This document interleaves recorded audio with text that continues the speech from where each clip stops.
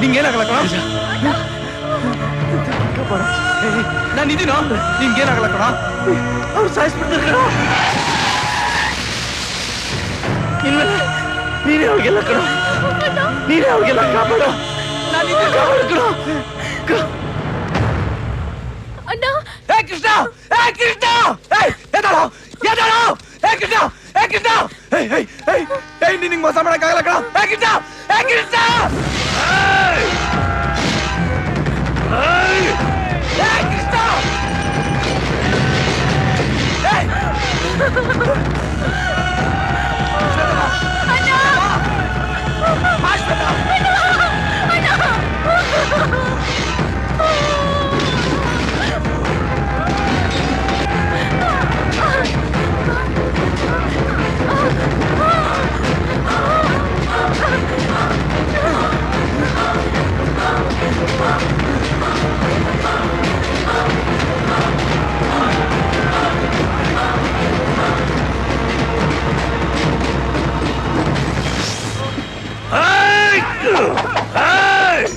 ಶತ್ರು ವಂಶದ ಕುಡಿ ಉಳ್ಕೊಂಡ್ಬಿಟ್ಟದ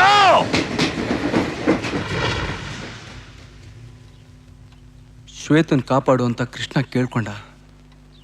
ಅವನ್ ನೋಡಿದ ಕೊನೆ ನೋಟ ಇನ್ನೂ ನನ್ನ ಕಣ್ಣಲ್ಲಿ ಕಟ್ಟದಾಗಿದೆ.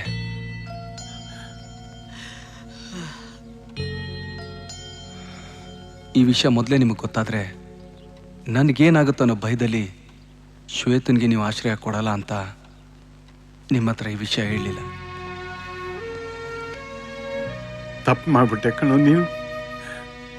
ನಿನ್ನ ಸಂತೋಷನ ಹಂಚ್ಕೊಳ್ಳೋ ಈ ಕುಟುಂಬ ನಿನ್ನ ನೋವನ್ನು ಹಂಚ್ಕೊಳ್ಳಲ್ಲ ಅನ್ಕೊಂಡ್ಯಾ? ಹಾ,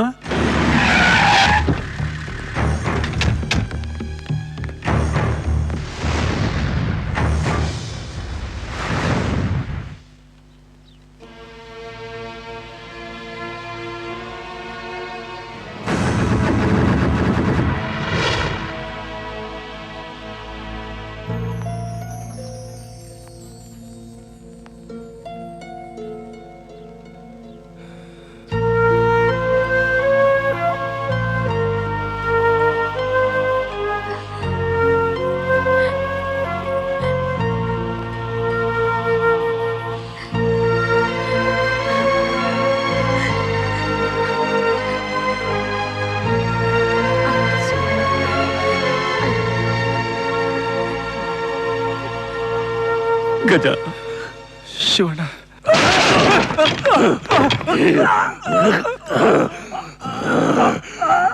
ಕೈಗೆ ಸಿಕ್ತವನ್ನ ಬಡದು ಬಾಯ್ಕ್ ಹಾಕೊಳ್ಳೋದ್ ಬಿಟ್ಟು ಹಾಗೆ ಬಿಟ್ಟು ಬಂದಿದ್ದೀರಲ್ಲ ಕಚ್ಚಡ ಮಕ್ಕಳು. ಅಣ್ಣ ಅಣ್ಣ, ದೇವೇಂದ್ರನ್ ತಂಗಿ ಕೂಡ ಅವನ ಜೊತೆಲೇ ಇದ್ದಾಳಣ್ಣ. ಶ್ವೇತಾ, ಎಲ್ಲ ಕಳ್ಕೊಂಡು ಅನಾಥಳಾಗ್ಬಿಟ್ಟೇನೋ ಅನ್ಕೊಂಡಿದ್ದೆ. ನಿಮ್ಮ ಅಣ್ಣ ಮಾಡಿದ ಪುಣ್ಯ ನೀನ್ ಈ ಮನೆಗೆ ಬಂದು ಸೇರ್ಕೊಂಡೆ. ಬಹುಶಃ ನಿಮ್ಮ ಅಣ್ಣ ಏನಾದ್ರೂ ಬದುಕಿದ್ದಿದ್ರೆ ನಿನ್ನ ಇಂಥ ಮನೆಗೆ ಕೊಟ್ಟು ಮದುವೆ ಮಾಡ್ತಿದ್ರು ಏನೋ. ಬಾಗಜ, ಶ್ವೇತಾ, ತಗೋ ಏನಿದು? ಟಿಕೆಟ್ಸು. ನಾಳೆ ನೀನು ಲಂಡನ್ಗೆ ಹೋಗ್ತಿದ್ಯಾ?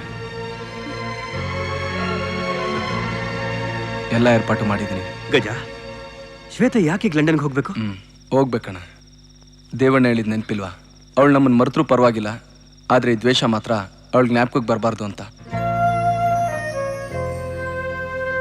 ಅವಳಿಗೆ ಅಂತ ಒಂದು ಜೀವನ ಇದೆ, ಅದಿಲ್ಲೇ ಮುಗ್ದೋಗೋದು ನನಗಿಷ್ಟ ಇಲ್ಲ.